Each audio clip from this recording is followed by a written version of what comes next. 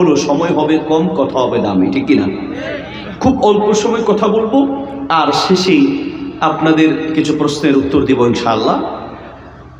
একটু আওয়াজ করা যাবে না, হাঁটা চলা করা যাবে না। রাজি আছি ইনশাআল্লাহ? বাহ্যিক যেই আমলগুলো আমরা করি, শরীরের যে আমল, এই শরীরের আমলের চেয়েও আল্লাহর কাছে অন্তরের আমলের দাম লক্ষ কোটি গুণ বেশি। অন্তরটা যদি ঠিক না হয়, ইযা ফাসাদাত ফাসাদাল জাসাদু কুল্লু ওয়া ইযা সালুহাত সালুহাল জাসাদু কুল্লু, যার অন্তর ঠিক হবে তার সব আমল ঠিক হয়ে যাবে। আর অন্তর যদি ঠিক না হয়, তার কোনো আমল আল্লাহর কাছে গ্রহণযোগ্যতা পাবে না। কিয়ামতের মাঠে বহু মানুষের আমলগুলোকে হাবা আম্মান সোরা, বাতাসের সাথে উড়িয়ে দেয়া হবে। কিয়ামতের মাঠে বহু মানুষ আফসোস করতে করতে নিজের গায়ের গোশত নিজে কামড়াতে থাকবে। হায়, আমল করলাম কিন্তু সওয়াব তো নাই। কারণ যদি কলিজার মধ্যে ইখলাস না থাকে, আল্লাহর সন্তুষ্টির উদ্দেশ্য না থাকে, আল্লাহর কসম কোনো আমল আল্লাহর কাছে কবুল হবে না, ঠিক কিনা? এই জন্য হৃদয়টাকে ঠিক করতে হবে। সূরা তাগামুরের 4 নম্বর আয়াতে আল্লাহ বলেন, আল্লাহু আলিম বিযাতিস সুদূর, মহান রব হলেন এমন দয়ালু রব, তিনি আপনার কলিজার প্রত্যেকটা ভাষা বুঝতে পারেন। হৃদয়ে অন্তরে আপনি কি ভাবছেন, কি চিন্তা করছেন, আপনার কলিজার প্রত্যেকটা ভাষা পৃথিবীর কেউ না বুঝলো, একজন বুঝে, তিনি কে? হৃদয়ের কথা। অনেক সময় এমন হয়, হাজার চেষ্টা করি আপনি আপনার সন্তানকে বোঝাতে পারেন নাই, হাজার চেষ্টা করে নিজের কলিজার টুকরা বিবিকে মনের কথা বুঝাতে ব্যর্থ হয়েছেন, হাজার বুঝানোর পরেও একজন আরেকজনকে কলিজার কথা বুঝাতে পারেন নাই। আর আল্লাহ বলেন, বান্দা আমি তোমার এমন দয়ালু রব, আমার কাছে মুখ দিয়ে বলতে হয় না, আমি তোমার এমন দয়ালু রব, তুমি কলিজায় অন্তরে চিন্তা করলেই তোমার অন্তরের প্রত্যেকটা শব্দ আমি বুঝতে পারি। আল্লাহু আকবার। মুসা আলাইহিস সালামের যুগে, আমার ভাষাকে আপনারা বুঝেন, একটু মেহেরবানি করে দিল দিয়ে কথাগুলো শুনবেন। মাহফিল তো আলহামদুলিল্লাহ হাজার হাজার হয়। মাহফিলের এখন মানে চেঞ্জ হয়েছে, সিস্টেম চেঞ্জ হয়েছে। মাহফিল মানে এখন আমরা অনেকে আসি কানের মজা নেওয়ার জন্য। মাহফিল কেমন হয়েছে সেই রকম, বক্তার সুর খুব ভালো ছিল, বক্তা খুব গরম বক্তা ছিল। চট্টগ্রাম মাহফিল শেষ করে যাচ্ছে তো বাজারে একজনের সাথে দেখা, জিজ্ঞেস করছে, বাজি ওয়াজ কেন ইয়ে? আবাজি ওয়াজ বোধ গমইয়ে গেয়ুদে হরে ওয়াজুরি বেল্লাই গেলাম, ওয়াজ কেন ইয়ে? বোধ গমইয়ে। ওয়াজ কেন করি গে? একবারে ফাড়াই দিয়ে ফললাম, ওয়াজ গমইয়ে না বোধ গমইয়ে, দুইয়ের হন আছে কি ওয়াজ করি গে? অবাজি ওয়াজ হুন্নি বোধ গম লাগে, মাগার কি ওয়াজ করি গে খৈন্য ফেলব। ওয়াজ কেমন হয়েছে? সেই রকম হয়েছে। তো ভাই কি ওয়াজ করেছে 2 মিনিট বলো তো দেখি। ওয়াজ খুব ভালো লেগেছে, কিন্তু কি ওয়াজ করেছে বলতে পারবো না। যার কারণে হাজার হাজার মাহফিল হয়, কিন্তু মসজিদ এখনো সেই খালি হয়ে আছে। ফজরের নামাজে মুসল্লি খুঁজে পাওয়া যায় না। মাহফিলে তো মাশাআল্লাহ মানুষের অভাব নাই, কিন্তু মসজিদে মুসল্লি খুঁজে পাওয়া যায় না। মাহফিলের আগে সুদ খেতেন, মাহফিলের পরেও সুদ খান, মাহফিলের আগেও ঘুষ খেতেন, মাহফিলের পরেও ঘুষ খান, মাহফিলের আগেও বেনামাজি, মাহফিলের পরেও বেনামাজি। মাহফিলের পরে যদি এলাকায় পরিবর্তন না আসে, ওই মাহফিল ব্যর্থ মাহফিল, ঠিক কিনা? একটা পরিবর্তন আসতে হবে। আর সেই পরিবর্তনের জন্য কথাগুলো দিল দিয়ে শুনতে হবে, হৃদয় দিয়ে শুনতে হবে। আল্লাহ তাআলা বলেন, বান্দা আমি তোমার এমন দয়ালু রব, আমি তোমার কলিজার প্রত্যেকটা ভাষা বুঝি। কিয়ামতের মাঠে বহু মানুষ আমল নামা দেখে আল্লাহকে বলতে থাকবেন, রব তুমি আমার আমল নামায় এত আমল দিয়েছ, আল্লাহ আমার আমল নামায় এত আমল, আমি তো এত আমল করি নাই। আল্লাহ বলবেন, বান্দা তুমি করো নাই ঠিক আছে, কিন্তু তুমি যে অন্তরে অন্তরে আমলগুলো করার জন্য নিয়ত করেছো, আমি তোমার অন্তরের ভাষা বুঝতে পেরেছি। করতে পারো নাই, নিয়ত করার সাথে সাথে আমি তোমার আমল নামায় লিখে রেখেছি। আল্লাহু আকবার। কেমন দয়ালু রব পেয়েছি। মুসা আলাইহিস সালামের যুগে একটা লোক প্রচন্ড, মুসা আলাইহিস সালামের যুগে এক সময় প্রচন্ড অভাব দেখা দিয়েছে। সেই অভাবের মধ্যে একজন লোক মরুভূমি দিয়ে হাঁটছেন, মরুভূমি, মাইলের পর মাইল, কোনো বাড়িঘর নাই, মরুভূমি দিয়ে হাঁটছেন আর মনে মনে বলছেন, আল্লাহ, মানুষ কত অভাবে আছে, আমার যদি এই মরুভূমির বালু কণা সমান অর্থ সম্পদ থাকতো, আমি সমস্ত অর্থ সম্পদ মানুষের মাঝে দান করে দিতাম। মনে মনে বলেছি। আল্লাহ তাআলা ওহী নাজিল করলেন মুসা আলাইহিস সালামের কাছে, ওহী নাজিল করে বললেন, মুসা, তুমি যে অন্তরে অন্তরে, মুসা আলাইহিস সালামকে বলেন, মুসা, তুমি আমার ওই বান্দার কাছে যাও, আমার ওই বান্দাকে জানিয়ে দাও, আমার বান্দা যে মনে মনে নিয়ত করেছিল বালু কণা পরিমাণ অর্থ সম্পদ দান করলে, দান করার নিয়ত করেছিল, আমার সেই বান্দাকে জানিয়ে দাও, মরুভূমির বালু সমান সম্পদ আমার রাস্তায় দান করলে যেই পরিমাণ সওয়াব হতো, আমি আল্লাহ সেই পরিমাণ সওয়াব তার আমলনামায় লিখে দিয়েছি। বুখারী শরীফে হাদিস আছে, হাদিসটি মিশকাতে আছে, হাদিসটি মুসনাদে আহমদে আছে, হাদিসটি সহিহুল জামি কিতাবে আছে। নবী সাল্লাল্লাহু আলাইহি ওয়াসাল্লাম বলেন, ইন্নাল্লাহা লা ইয়ানজুরু ইলা সুওয়ারিকুম ওয়ালা ইলা আজসাবিকুম ওয়ালাকিন ইয়ানজুরু ইলা কুলুবিকুম ওয়া আমালিকুম। আল্লাহ বলে, বান্দা, আমি তোমার চেহারার সৌন্দর্যের দিকে তাকাই না, আমি তোমার শরীরের গঠনের দিকে তাকাই না, আমি তাকাই তোমার কলিজার দিকে, তোমার কলিজার প্রত্যেকটা শব্দ আমি বুঝতে পারি। আল্লাহু আকবার। কেমন দয়ালু রব পেয়েছি! পৃথিবীর প্রত্যেকটা মানুষ কাজ করার পরে প্রতিদান দেয়, আর আল্লাহ বলে, না, কাজ তো তুমি পরে করবা, কাজ তো পরে নিয়ত করবা, কাজ পরে নিয়ত করলেই আমি সওয়াব দেই। কেমন দয়ালু রব পেয়েছি! নামাজ তো প্রত্যেক ওয়াক্তে পড়ি, আর রহমান আর রহিম পড়ি, ঠিক না? কিন্তু কোনো দিন আর রহমান বলার সময় আপনার কলিজায় একটুও কম্পন সৃষ্টি হয় নাই, ভালোবাসায় আপনার চোখের পানি একদিনও আপনার চোখ থেকে পড়ে নেই। সৌদি আরবে হজ উমরায় গেলে দেখা যায় ইমাম কাঁদে, মুক্তাদি কাঁদে, মুয়াজ্জিন কাঁদে, মুসল্লি কাঁদে, নামাজের মধ্যে কান্নার রোল পড়ে যায়। আর আমাদের দেশে কোনো ইমামকে নামাজের মধ্যে কাঁদতে দেখি না, কোনো মুক্তাদিকে নামাজের মধ্যে কাঁদতে দেখি না, কারণ তারা নামাজটা বুঝে পড়ে আর আমরা নামাজটা না বুঝে পড়ি, ঠিক কিনা? কত দয়ালু রব আমরা পেয়েছি, সুবহানাল্লাহি ওয়া বিহামদিহি। কেউ বুঝুক না বুঝুক, আপনার হৃদয়ের প্রত্যেকটা ভাষা যিনি বুঝে, তিনি কি? সুবহানাল্লাহি ওয়া বিহামদিহি। আল্লামা সৈয়দী রাহিমাহুল্লাহ, তিনি ঘুম থেকে উঠে একদিন দৌড়াতে শুরু করলেন। এলাকার আলেমরা দেখে এত বড় আলেম দৌড়াচ্ছে, দেখে বলছে, আপনি দৌড়াচ্ছেন কেন, কি হয়েছে? আল্লামা সৈয়দী বলছেন, আমাকে স্বপ্নে বলা হয়েছে আমার 2 গ্রাম পরে ওই গ্রামে স্বপ্নে রাস্তাও দেখা হয়েছে, আমি যেন সেই গ্রামে গিয়ে একটা লোকের জানাজা পড়াই, কারণ বড় কোনো আলেম নেই, আমি যেন তার কাফন দাফনের ব্যবস্থা করি। বলো, তাই তাহলে আমরাও যাব। শত শত মানুষ তার পিছনে গেলেন। যেতে যেতে স্বপ্নে যেভাবে দেখানো হয়েছে, কোনো স্বপ্ন শয়তানের থেকে আসে, কোনো স্বপ্ন মানুষের অন্তরের ধারণা থেকে আসে, আর কোনো স্বপ্ন মিনাল্লাহ, আল্লাহর পক্ষ থেকে আসে। স্বপ্ন হলো 3 ধরনের।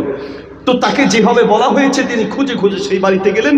যাওয়ার পরে বলল, এই এলাকায় এই বাড়িতে এইরকম একটা লোক মারা গিয়েছে কিনা, চুল সাদা, দাড়ি সাদা, মোজ সাদা, ব্রু পেকে গিয়েছে, এরকম সাদা একজন লোক মারা গিয়েছে কিনা? বলছে, হ্যাঁ, মারা গিয়েছে।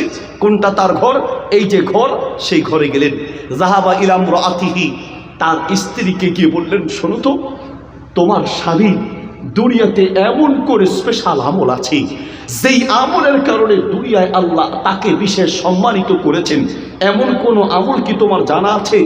বলছে, আমার স্বামী মূর্খ মানুষ ছিল, তেমন টাকা পয়সা ছিল না, গরিব মানুষ ছিল, মূর্খ ছিল, পড়ালেখা জানতেন না, অভাবী মানুষ ছিলেন, নামাজ পড়তেন, হালাল হারাম বেঁচে চলতেন, তেমন স্পেশাল কোনো আমল নাই।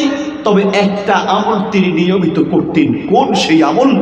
ঘরের তাকের উপর থেকে একটা কোরআন নামিয়ে বললেন যে, অনেক দিন চেষ্টা করেছেন কোরআন তেলাওয়াত শিখবে, বয়স হয়েছে, শিখতে পারে নাই, কিন্তু কোরআনের প্রতি তার কলিজায় একটা টান আর ভালোবাসা ছিল। প্রতিদিন কোরআনটা তাকের উপর থেকে নামিয়ে প্রত্যেক লাইনের উপরে আঙ্গুল বুলাতো আর বলতো, হাযা কালামু রাব্বি, এটা আমার আল্লাহর কথা, যা বলেছেন আমার আল্লাহ সত্য বলেছেন। কোরআনের উপরে আঙ্গুল বুলাতো আর চোখের পানি ফেলে বুক ভাসিয়ে ফেলতো, মাঝে মাঝেই কান্না করত। আল্লামা সুয়ুতী রাহিমাহুল্লাহ বলেন, ওয়াল্লাহি ইন্না হাযা হুয়া, আল্লাহর কসম করে বলছি, কোরআনের প্রতি কলিজার এই টান আল্লাহ বুঝতে পেরেছেন। কোরআনের প্রতি তার অন্তরের এই ভালোবাসার কারণে আল্লাহ দুনিয়ায় থাকতেই তাকে সম্মানিত করেছেন। আল্লাহু আকবার।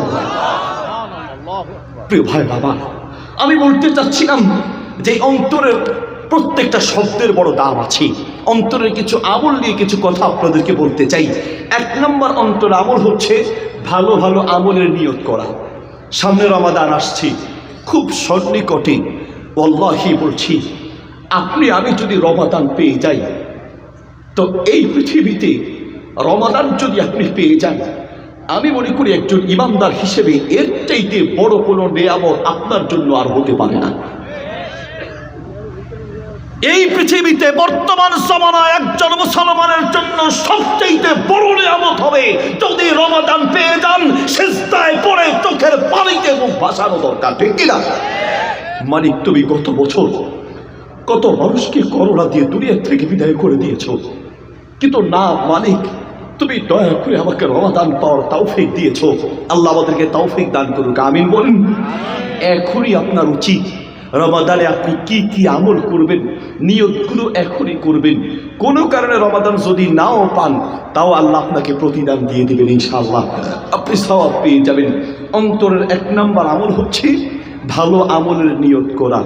2 নম্বর অন্তরের আমল হচ্ছে আল্লাহ সুবহানাহু ওয়া তাআলার প্রতি ভালোবাসা রাখা। ভালোবাসা কিয়ামতের মাঠে কোনো ব্যক্তি নিজের আমল দেখিয়ে জান্নাত পাবে না। নবী মুহাম্মদ সাল্লাল্লাহু আলাইহি ওয়াসাল্লাম বলেন, বুখারীতে হাদিস আছে, হাদিসটি তিরমিজিতে আছে, হাদিসটি মিশকাতে আছে, আত-তারগিব ওয়াত তারহিব কিতাবে আছে। আল্লাহর নবী বলেন, কিয়ামতের মাঠে কোনো ব্যক্তি নিজের আমল দেখিয়ে জান্নাত পাবে না। ওয়ালা আনা, আমি নবীও আমার আমল দেখিয়ে জান্নাত পাবো না। ইল্লা বিরহমাতিহি, আল্লাহ যদি ভালোবেসে কাউকে জান্নাত দেয় তবেই সেই ব্যক্তি জান্নাত পাবে। কি করে ভালোবেসে জান্নাত দিবেন? আত-তারগিব ওয়াত তারহিব কিতাবে আছে, কিয়ামতের মাঠে কাছে ডেকে বলবেন, বান্দা তোমার আমল নামায় এত গুনাহ, এই গুনাহগুলো কি তুমি করেছো? বান্দা বলবে, আযনাবতু ইয়া রাব্বি, আমার রব আমি সব গুনাহ করেছি। ফেরেশতারা ভুল লিখেছে, লা ইয়া রাব্বি, একদম ঠিক লিখেছে। বান্দা তোমার এখন কি হবে? চোখের পানি ছেড়ে বান্দা বলবে, আমার মালিক, আনতা রাব্বি ওয়া আনা আবদুক, আপনি আমার রব আর আমি আপনার গোলাম। আপনি যদি আমাকে পাকড়াও করেন, পৃথিবীর কেউ আমাকে রক্ষা করতে পারবে না। আর আপনি যদি আমাকে মাফ করেন, তো পৃথিবীর কেউ আপনাকে বাধা দিবে না। আপনি আমার রব, আপনি দয়ালু, আপনি আমার মালিক। আল্লাহ কাছে ডেকে বলবেন, বান্দা তোমার এই গুনাহগুলোকে আমি দুনিয়ায় গোপন রেখেছি, আমি কাউকে বলি নাই, কিন্তু তোমার কিছু আমলের কারণে তোমার প্রতি আমি আল্লাহর ভালোবাসা আছে, দুনিয়ায় গোপন রেখেছিলাম, আজ কিয়ামতের মাঠেও গোপন রেখে দিলাম। আমি আল্লাহ নিজ দয়ায় তোমাকে জান্নাতের মেহমান বানায় দিলাম। কলিজার মধ্যে আল্লাহর ভালোবাসা রাখতে হবে, সেই দয়াময় রবের ভালোবাসা মুহাব্বত যার অন্তরে যত বেশি থাকবে সে তত সহজে নাজাত পাবে, ঠিক কিনা? কিন্তু সেই আল্লাহ ভালোবাসা যদি আপনার অন্তরে আনতে হয়, তাহলে আপনার উপরে আল্লাহর যে দয়াগুলো আছে সেই দয়াগুলো অনুসরণ করবেন। বাড়িতে গিয়ে ওয়াজ শেষ করে সব বোঝানো যাবে না। বাড়িতে গিয়ে কোরআন মাজিদ একটা সূরা আছে, সূরা রহমান, এই সূরা রহমানটা পড়বেন। সূরা রহমান পড়ে তাফসীর সহ পড়বেন, তখন বুঝবেন যে আপনার উপরে আপনার মালিক দয়াময় আল্লাহর কি পরিমাণ দয়া আছে। আল্লাহর দয়াগুলোর কথা যত বেশি অনুসরণ করবেন, যত বেশি চিন্তা করবেন, যত বেশি জানার চেষ্টা করবেন, তত বেশি আপনার কলিজা ভরপুর হয়ে যাবে আল্লাহর ভালোবাসা দিয়ে। একজন সাহাবী এসে নবী সাল্লাল্লাহু আলাইহি ওয়াসাল্লামকে বললেন, হাদিস বুখারীতে আছে, হাদিস মুসলিমে আছে, হাদিস মিশকাতে আছে, ইয়া রাসূলুল্লাহ মাতা সাআতু, কোন দিন কিয়ামত হবে বলেন তো, কোন দিন কিয়ামত হবে? রাসূল সাল্লাল্লাহু আলাইহি ওয়াসাল্লাম বলেন, সাহাবী কিয়ামত কোন দিন হবে জানতে চাও? মা আ'দাত লাহা, সেই কিয়ামতের দিন নাজাতের জন্য কি আমল করেছো? সাহাবী বললেন, মা আ'দাতু লাহা কাবীরা সালাতিন ওয়ালা সিয়ামিন ওয়ালা সাদাকাতিন, বেশি নামাজ রোজা করতে পারি নাই, তবে একটা আমল আমার কলিজায় আমি রেখেছি, সারা দুনিয়ার মানুষের চেয়ে আল্লাহ তার রাসূলকে বেশি ভালোবাসি, আল্লাহর নবীর ভালোবাসা কলিজায় আছে। আল্লাহর নবী বললেন, আনতা মা মান আহবাবতা, তুমি তার সাথে উঠবে যাকে তুমি ভালোবাসবে, কলিজার এই ভালোবাসা তোমার নাজাতের জন্য যথেষ্ট হবে। আল্লাহু আকবার। এবার আসেন, আপনাকে আমি কিছু প্রশ্ন করি, আপনার বিবেকের কাছে আমার প্রশ্ন, আপনি আসলেই আল্লাহর ভালোবাসা আপনার অন্তরে আছে কিনা আমার প্রশ্ন।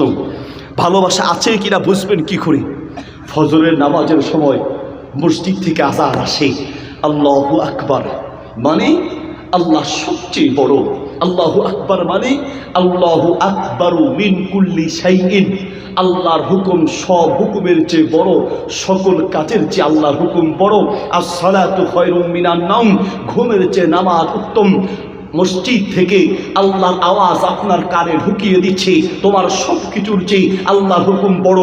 এই মুহূর্তে যদি আপনি আপনার ঘুম ছেড়ে, ঘর ছেড়ে নামাজের জন্য যেতে না পারেন, বুঝতে হবে আল্লাহর মহব্বত আপনার অন্তরে নাই। যার কলিজায় আল্লাহর মহব্বত পূর্ণ আছে, নামাজ পড়তে তাকে ডাকতে হবে না, বরং সে মানুষকে ডেকে নামাজে নিয়ে যাবে, ঠিক কিনা?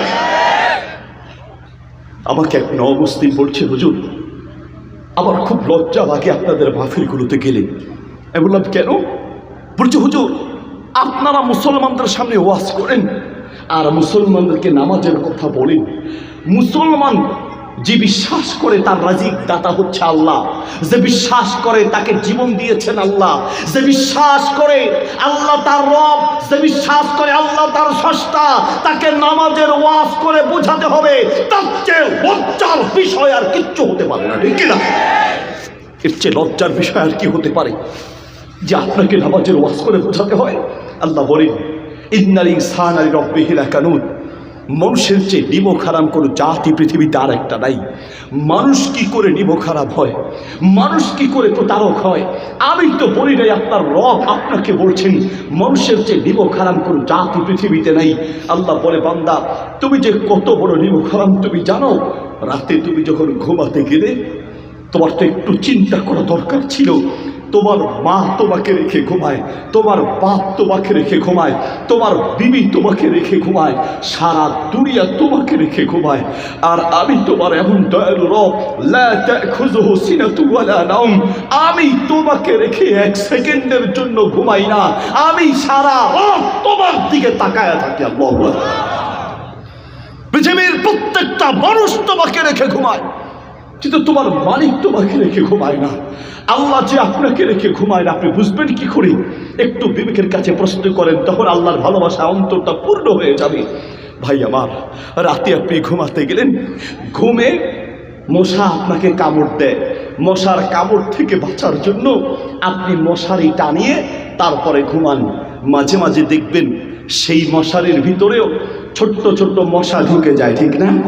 মশারির এই ছোট্ট ছিদ্র দিয়ে মশা ভিতরে ঢুকে গেল, জীবনে কোনোদিন চিন্তা করেন নাই ছোট্ট মশারির ছোট্ট ছিদ্র দিয়ে মশা ভিতরে ঢুকলো।